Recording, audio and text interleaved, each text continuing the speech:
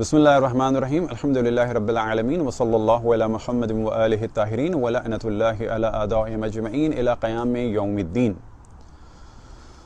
اس وقت سفر کے آخری ایام ہیں اور یہی وہ ایام ہیں کہ جس میں اہل سنت کے خلیفہ دوم کو جناب عمر کو قتل کیا گیا۔ یہ تاریخ یا 26 تھی یا 27 تھی اور اس کی کیا وجوہات تھیں، صرف دو ٹاپکس کو ڈسکس کریں گے کہ ان کے قتل کا سبب کیا تھا، کیا کوئی شخصی معاملہ تھا، کوئی پرسنل ایشو تھا یا اسلام کا ایشو تھا، اور دوسرا ٹاپک یہ ہے کہ ان کی شہادت کی یا وفات کی تاریخ کیا ہے، اور یہ پہلی محرم کا جو شور مچایا جاتا ہے کیا یہ ان کے لیے مچایا جاتا ہے یا مسلمانوں کے رسول کے نواسے اور نواسیوں کے ذکر کو ڈسٹرب کرنے کے لیے یہ شور مچایا جاتا ہے۔ تو سب سے پہلے آپ کے سامنے حوالہ ہے الفاروق کا، اور الفاروق کے صفحہ نمبر 66 میں حضرت عمر کی شہادت 26 ذی الحجہ 23 ہجری کو ہوئی، اور سبب اس کا یہ بیان کیا کہ مدینہ منورہ میں فیروز نامی ایک پارسی غلام تھا جس کی کنیت ابو لولو تھی۔ یاد رکھیں کہ یہ پارسی نہیں تھا، یہ مسلمان تھا، اور اسے بعض علماء اہل سنت نے مسیحی بھی کہا ہے کیونکہ بچپن میں اس کو دین کے نام پر عیسائی اٹھا کے لے گئے، بعد میں دین کے نام پر مسلمان لے آئے۔ اب ایسے عالم میں کیا ہوتا ایک آدمی کا اور اس نے کیا کیا پھر، تو یہ آپ کے سامنے واضح ہے۔ مدینہ منورہ میں فیروز نامی ایک پارسی غلام تھا جس کی کنیت ابو لولو تھی۔ اس نے ایک دن حضرت عمر رضی اللہ تعالی عنہ سے آ کر شکایت کی کہ میرے آقا مغیرہ ابن شعبہ نے مجھ پر بہت بھاری محصول مقرر کیا ہے، آپ کم کر دیجئے۔ حضرت عمر رضی اللہ تعالی عنہ نے تعداد پوچھی، اس نے کہا روزانہ 2 درہم، بریکٹ میں لکھتے ہیں تقریباً 7 آنے اس زمانے کے حساب سے۔ حضرت عمر رضی اللہ تعالی عنہ نے پوچھا تو کون سا پیشہ کرتا ہے؟ بولا کہ نجاری یعنی بڑھئی، نقاشی یعنی رنگ کا کام یا پینٹنگ کا کام، اور آہنگری یعنی لوہار کا کام۔ فرمایا ان صنعتوں کے مقابلے میں رقم کچھ بہت نہیں۔ فیروز دل میں سخت ناراض ہو کے چلا گیا، اور اس کے بعد آپ کے سامنے ہے کہ یہی چیز ان کے قتل کا سبب بنی۔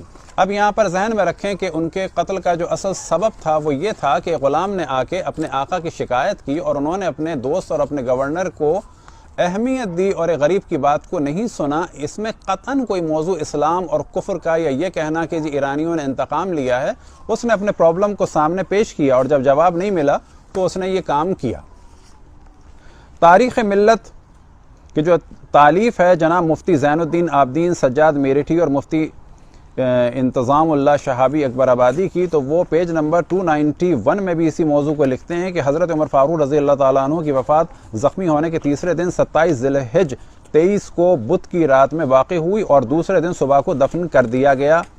اب یہ کہنا کہ پہلی محرم تو یہ آپ کے سامنے واضح ہے۔ اس کے بعد آپ کے سامنے حوالہ ہے تقریب التہذیب کا، اور اس کا ترجمہ کیا ہے مولانا نیاز احمد نے، اور یہ لکھی ہے علامہ ابن حجر اسقلانی نے، اور اس کے پیج نمبر 658 میں آپ کے سامنے ہائی لائٹ ہے کہ آپ کی وفات یا شہادت ہوئی ذی الحجہ کے مہینے میں۔ اس میں تاریخ بیان نہیں ہوئی لیکن مہینہ بیان ہو گیا۔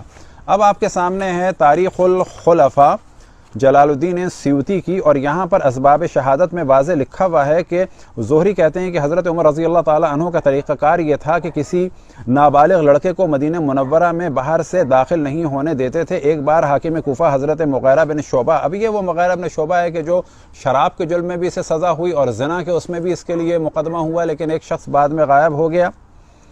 اب یہ مغیرہ ابن شعبہ نے کوفے سے آپ کو لکھا کہ یہاں ایک بہت ہی ہوشیار اور کاریگر لڑکا موجود ہے، اس کو بہت سے ہنر آتے ہیں، لوہار اور بڑھئی کا کام خوب اچھی طرح کرتا ہے، نقاشی بہت عمدہ کرتا ہے۔ اگر آپ اس کو مدینہ میں داخلے کی اجازت دے دیں تو میں اس کو وہاں سے روانہ کر دوں تاکہ وہاں پہنچ کر اہل مدینہ کے کام آ سکے۔ آپ نے اس کو مدینہ میں داخلے کی اجازت دی اور لکھ دیا کہ یہاں بھیج دو۔ حضرت مغیرہ بن شعبہ نے کوفے میں اس پر 100 درہم کا خراج عائد کر رکھا تھا۔ یہاں مدینے آ کر اس نے حضرت عمر رضی اللہ عنہ سے حضرت مغیرہ کی شکایت کی کہ انہوں نے مجھ پر بہت ٹیکس لگا دیا ہے۔ آپ نے فرمایا ٹیکس زیادہ نہیں ہے۔ حضرت عمر کا جواب اس کو بہت ناگوار گزرا اور غصے سے تلملاتا ہوا واپس آ گیا۔ چند روز کے بعد حضرت عمر رضی اللہ تعالی عنہ نے اس کو پھر بلایا اور فرمایا تو کہتا تھا کہ اگر آپ کہیں تو میں ایک ایسی چکی تیار کر سکتا ہوں جو ہوا سے چلے گی۔ اس نے کڑوے تیوروں کے ساتھ جواب دیا کہ میں آپ کے لیے ایسی چکی تیار کروں گا جس کا لوگ ہمیشہ ذکر کیا کریں گے۔ جب وہ چلا گیا تو حضرت عمر رضی اللہ تعالی عنہ نے فرمایا کہ لڑکا مجھے قتل کی دھمکی دے کر گیا ہے، اور اس کے بعد کے بھی کچھ موضوعات ہیں۔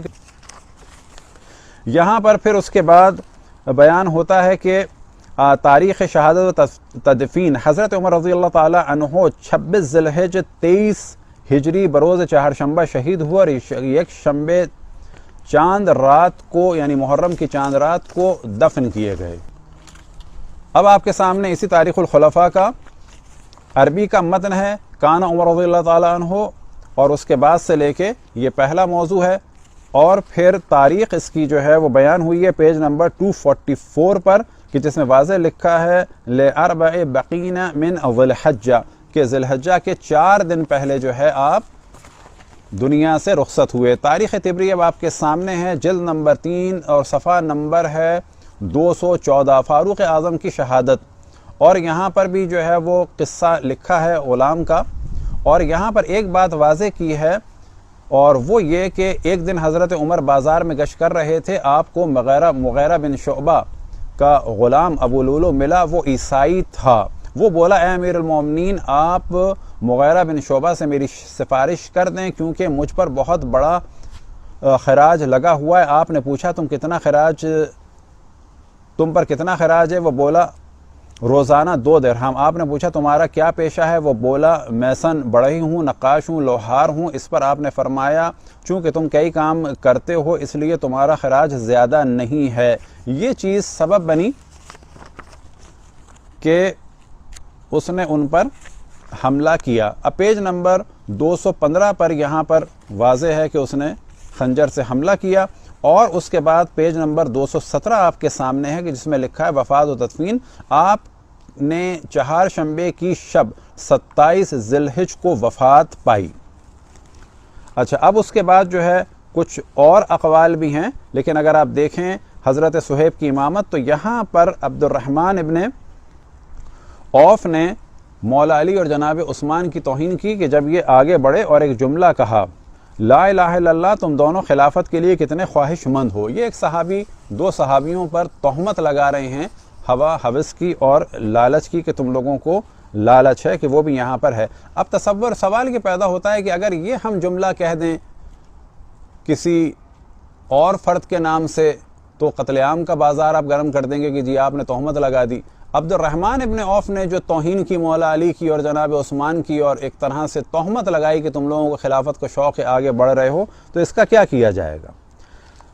تاریخ وفات میں اختلاف۔ بعض لوگ یہ کہتے ہیں کہ آپ کی وفات 1 محرم کو ہوئی، اس کو بھی ہم نے انصاف کے ساتھ بیان کر دیا۔ یاد رکھیں کہ تمام کتابوں میں صرف ایک یہ قول ہے، اس وجہ حوالے آپ کو دیے، اور یہ بھی بعض لوگ یہ کہتے ہیں، اور عربی میں اس کے سامنے آپ کے سامنے متن پیش کیا جائے گا۔ یہاں پر آیا ہے قیلہ۔ قیلہ والے قول کی اہمیت نہیں ہوتی، جبکہ مؤلف اپنا قول پہلے بیان کر چکے ہیں، اور یہی وہ قول ہے کہ جو تمام مؤلفین اہل سنت نے بیان کیا ہے۔ اسماعیل بن محمد بن سعد کی روایت ہے کہ حضرت عمر بروز چہارشنبہ 26 ذی الحجہ کو ہوئے، یا 26 یا 27، اور یہی آپ کو اگلے قول بعد میں نظر آئیں گے۔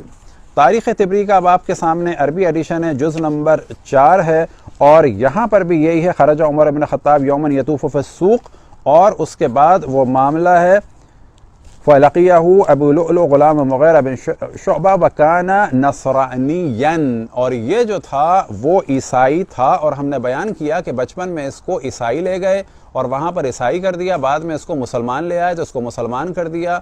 یہ مدینے میں رہتا تھا، اور یاد رکھیں کہ اس وقت غیر مسلمان کو مدینے میں رہنے کی اجازت نہیں تھی، بظاہر یہ مسلمان ہی تھا۔ رہ گیا معاملہ یہ کہ منافق تھا، تو منافق تو بھرے پڑے تھے رسول اللہ صلی اللہ علیہ وسلم کے دور میں بھی، اور سورہ منافقون بھی انہی کے لیے نازل ہوا، لیکن ان کے ساتھ معاملہ مسلمانوں ہی کا ہوتا تھا۔ سورہ توبہ میں بھی منافقین کا ذکر ہے، اور بہت کھل کے اللہ سبحانہ وتعالیٰ نے اس کو بیان کیا، وَمِمَّنْ حَوْلَكُم مِّنَ الْأَعْرَابِ مُنَافِقُونَ، کہ اے میرے حبیب تمہارے ارد گرد جو اعراب ہیں یہ منافق ہیں۔ وَمِنْ أَهْلِ الْمَدِينَةِ مَرَضُوا عَلَى النِّفَاقِ، اور اہل مدینہ میں ایسے لوگ ہیں جو نفاق میں شدید ہیں، لیکن معاملہ ان کے ساتھ مسلمانوں ہی کا ہوتا تھا، کیونکہ اسلام کسی کے دل کو نہیں دیکھتا، ظاہر کو دیکھتا ہے، اور ان کی بیٹی جو ہے وہ بھی مسلمانوں ہی کے حکم میں تھی۔ اب اس کے بعد یہی چیز ان کے قتل کا سبب بنی، اور یہاں پر عربی میں بیان ہوا ثم توفی لیلۃ اربع بقینہ من ذی الحجہ لثلاث لیال بقینہ من ذی الحجہ، کہ 3 دن باقی رہ گئے تھے کس میں؟ ذی الحجہ کے مہینے کے ختم ہونے میں، یعنی 27 کو۔ اور وہ جو قیلہ والا قول ہے وہ بھی آپ کے سامنے بیان کر دیں۔ وقال ابو جعفر وقد قیل ان وفاتہ کانت فی غرۃ المحرم، کہ کہا گیا ہے، لیکن سوال یہ پیدا ہوتا ہے کہ اتنے بڑے مدارس کے یہ علماء یہ قیل کے اوپر عمل کیوں کر رہے ہیں، اور جو مشہور قول الفاروق میں اور دیگر کتب میں بیان ہوا کہ جو جناب عمر کے لیے مخصوصاً لکھی گئی، ان اقوال کو کیوں رد کر رہے ہیں؟ کیا صرف فتنے کے لیے، فساد کے لیے، یا مسلمانوں کے رسول کے نواسے اور نواسی کے سوگ کو ڈسٹرب کرنے کے لیے؟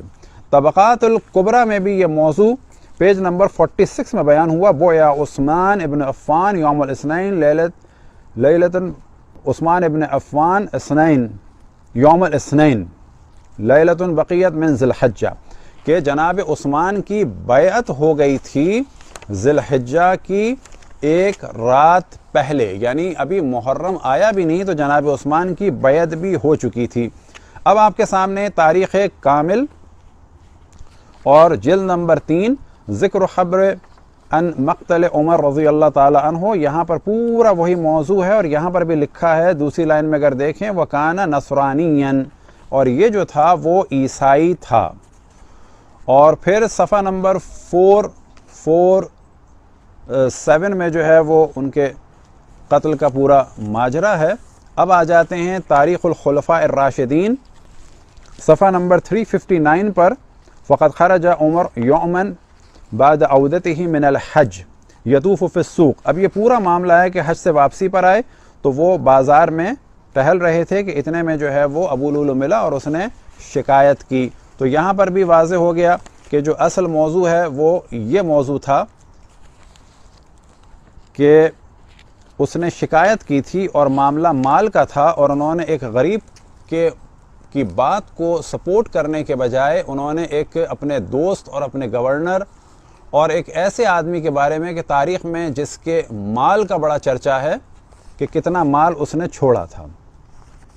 اب آپ کے سامنے ہے اخبار الطوال، یہاں کے صفحہ نمبر 139 میں ہے ولایت عثمان ابن عفان توفی عمر ابن خطاب رضی اللہ تعالی عنہ یوم الجمعہ لاربع لیال بقین من ذی الحجہ، کہ ذی الحجہ کے 4 راتیں باقی تھیں تو اس وقت آپ شہید ہوئے یا آپ نے وفات پائی۔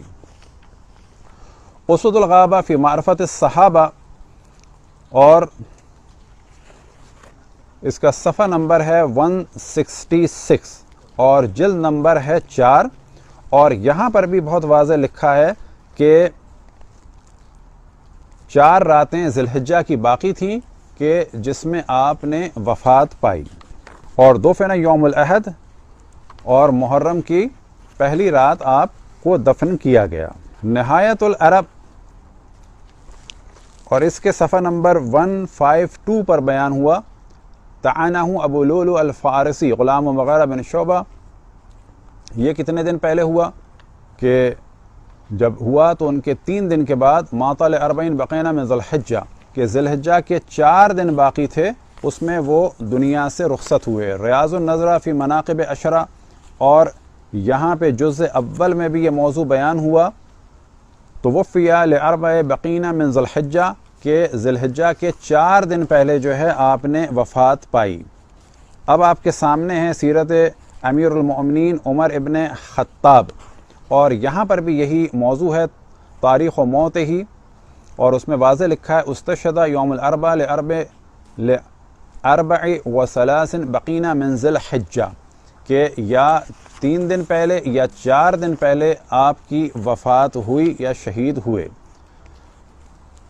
تہذیب میں جلد نمبر 7 میں بھی یہی موضوع ہے استشہد یوم الاربع، کہ بدھ کے دن آپ کی شہادت ہوئی لاربع او لثلاث بقینہ من ذی الحجہ، کہ 4 دن یا 3 دن بچے تھے ذی الحجہ کے ختم ہونے میں جس میں آپ شہید ہوئے۔ اب یہ ذہن میں رکھیں کہ جب آپ شہید ہو گئے تو ان کا ایک بیٹا تھا جس کا نام تھا عبید اللہ ابن عمر، اس نے جفینہ کو اور ہرمزان کو، اب ان کے بارے میں ہم ڈسکس نہیں کرتے جی، ان کو آپ کچھ بھی کہیں، لیکن ان کا دعویٰ یہ تھا کہ میں مدینہ میں کسی بھی اجمی کو یا غیر عرب کو رہنے نہیں دوں گا۔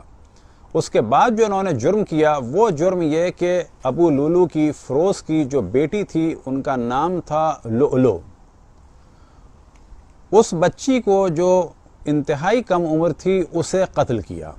اور جب لوگوں نے قصاص مانگا، اب یاد رکھیں کہ جب عبید اللہ ابن عمر سے قصاص مانگا جا رہا ہے تو اس کے معنی یہ ہیں کہ اصحاب اس وقت اس بچی کو مسلمان مان رہے ہیں اور قصاص لینا چاہ رہے ہیں عبید اللہ ابن عمر کا۔